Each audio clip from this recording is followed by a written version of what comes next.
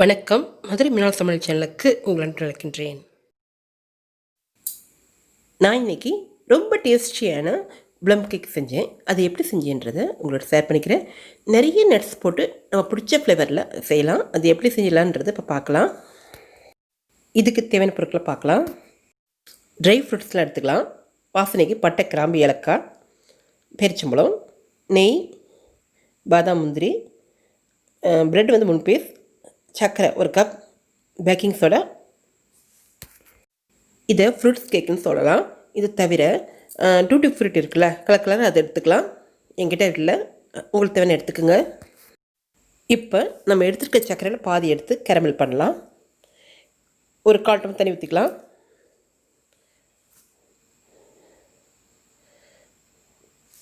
சர்க்கரை கரையட்டும்.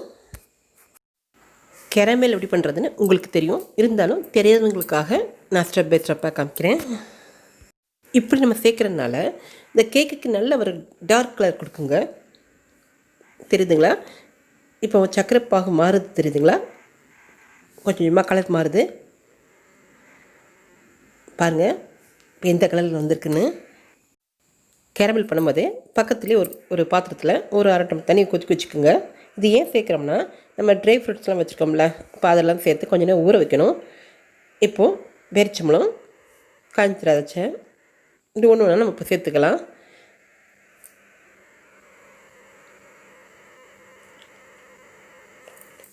Duty fruit இருந்தாலும் அதை சேர்த்துக்குங்க.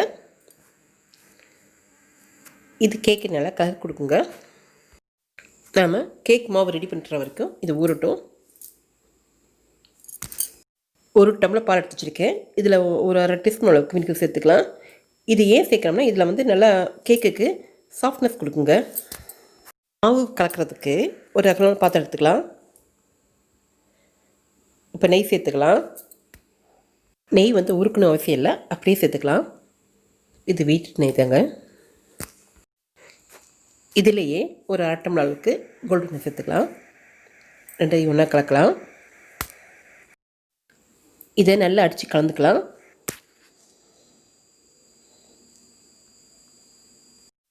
இப்போது பாலில் வினிகர் சேர்த்தோம்ல, அதுக்கு சேர்த்துக்கலாம். தயிர் புளிப்பாக இருந்தால் அது கேக் புளிப்பு டேஸ்ட் கிடைக்குங்க. இந்த மாதிரி கேக் சேர்க்கும் போது கேக்கு நல்லாயிருக்குங்க. அதோட ஈஸ்ட்டும் ஃபார்ம் ஆகி கேக்கு சாஃப்டாக இருக்குங்க. இதை நல்லா அடித்து கலந்துக்கலாம். எல்லாத்தையும் நல்லா கலந்து விடலாங்க.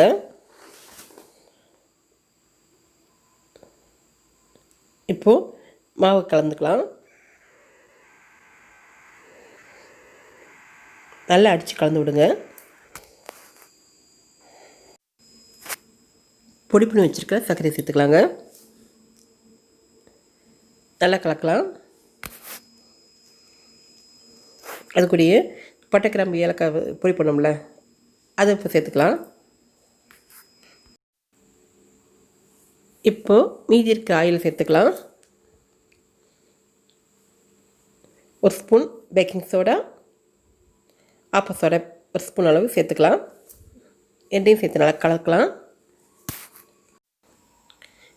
இன்னமும் நம்ம பிரெட் தூள் சேர்க்கலாங்க. இப்போ சேர்த்துக்கலாம். நல்லா கலந்து விடலாம். ஒன்றோட ஒன்று நல்லா மிக்ஸ் ஆகிற மாதிரி நல்லா அடித்து விடலாங்க. ஒன்றோட ஒன்று நல்லா கலக்கணுங்க. இப்போ நம்ம எடுத்து வச்சுருக்க ட்ரை ஃப்ரூட்ஸ்லாம் கொஞ்சம் கொஞ்சமாக சேர்த்துக்கலாம். எல்லாத்தையுமே சேர்த்துக்கலாங்க. நல்லா அடித்து விடணுங்க. சரிங்க, நீங்கள் இப்போ தான் நம்ம வீடியோ முதல் பார்க்குறீங்களா? அது பார்க்குறதா மறக்காமல் நம்ம சேனல் சப்ஸ்கிரைப் பண்ணிடுங்க. பண்ணிட்டீங்களா? இப்போது முந்திரி, பாதாம் சேர்த்துக்கலாம். எல்லாத்தையும் நல்லா கலந்து விடலாங்க. கேக் மாவு ஒரு 1/2 அன் ஹவர் ஊறட்டும். இப்போ கேக் வைக்கிறதுக்கு பாத்திரம் ரெடி பண்ணிக்கலாங்க. மாவு 1/2 அன் ஹவர் ஊறிச்சுங்க. இப்போது இந்த பாத்திரத்தை கொஞ்சமாக சேர்த்துக்கலாம். கேக் மாவெல்லாம் சேர்த்துட்டோம். இப்போ லேசாக தட்டி விடலாங்க. எல்லா பக்கம் சேவ் பண்ணலாம். இட்லி பானையில் தண்ணி ஊற்றி ஏற்கனவே ஃப்ரீ ஹீட் பண்ணியிருக்கேன். இப்போ கேக்கு மேலே வச்சுக்கலாம். கேக் வச்சு 2 நிமிஷம் ஆச்சுங்க. நல்லா மாவு உப்பி வந்திருக்கு. கேக்கு நல்லா வெந்து நல்ல வாசனையாக இருக்குங்க. இப்போது அது மேலே கொஞ்சமாக முந்திரி வச்சுக்கலாம். கேக்கு வெளியே எடுத்து வச்சு 1 hour ஆச்சுங்க. இப்போ சைடெல்லாம் நல்லா ஓரமாக அப்படி கட் பண்ணி விடலாம். ஒரு தட்டு போட்டு மூடி அப்படியே கவுத்தலாங்க. கேக் பாத்திரத்தை அப்படியே தட்டி விடுங்க. லேசாக தட்டலாம். இப்போது பாத்திரத்தை மெதுவாக எடுக்கலாம். பாருங்கள், நம்ம கேக்கு சூப்பராக ரெடியாக இருக்குது. கொஞ்சம் கூட ஒட்டலை. கேக் அப்படியே திருப்பலாம். பாருங்கள் எவ்வளோ சூப்பராக சாஃப்டாக ஸ்பாஞ்சியாக இருக்குங்க. நம்ம கேக்கு ரொம்ப ரொம்ப சாஃப்டாக வந்துருக்குங்க. கத்தி வச்சு வெட்டும் போதே அப்படியே வலிக்கிட்டு போது தெரியுதுங்களா எவ்வளோ சாஃப்டாக இருக்குன்னு. பீஸ் போடலாம். வெட்டின பீஸ் பார்த்தா தெரியும் நம்ம கேக்கு எவ்வளோ ஸ்பாஞ்சாக வந்திருக்குன்னு. தெரியுதுங்களா எவ்வளோ சாஃப்டாக இருக்குங்க. உள்ளெல்லாம் நல்லா சாஃப்டாக வெந்திருக்குங்க. பஞ்சு மாதிரி மெத்துன்னு இருக்குது. தெரியுதுங்களா? நம்ம இதில் நிறைய ட்ரை ஃப்ரூட்ஸ் சேர்த்துருக்கோம். அதுவும் நட்ஸ் நிறைய சேர்த்துருக்கோம். எல்லாம் கலந்து நல்ல வாசனை சூப்பராக இருக்குங்க. நல்லா சாஃப்டாக எவ்வளோ சாஃப்டாக இருக்குது பாருங்கள். உங்களுக்கே தெரியும், பார்த்தாவே தெரியும். இன்னொரு பீஸ் பண்ணிக்கலாம். இதே மாதிரி இந்த கிறிஸ்மஸ்க்கு நீங்களும் இந்த ப்ளம் கேக் செஞ்சு பாருங்கள். நம்மளுக்கு பிடிச்ச ஃப்ளேவரோட நிறைய நட்ஸ் சேர்த்து நம்ம செய்யும்போது குழந்தைகளுக்கு அது நல்ல ஃபுட்டாக இருக்குங்க. உங்கள் அனைவருக்கும் கிறிஸ்மஸ் நல்வாழ்த்துக்கள். இதே மாதிரி சூப்பரான அருமையான கேக்கை நீங்கள் செஞ்சு பார்த்துட்டு எப்படி இருக்குன்னு சொல்லுங்கள். மறக்காமல் சப்ஸ்கிரைப் பண்ணிடுங்க. கீழே இருக்க பெல் பட்டன் அமுக்குங்க. அப்போ தான் நாங்கள் போகிற வீடியோ உங்களுக்கு வரும். நன்றி.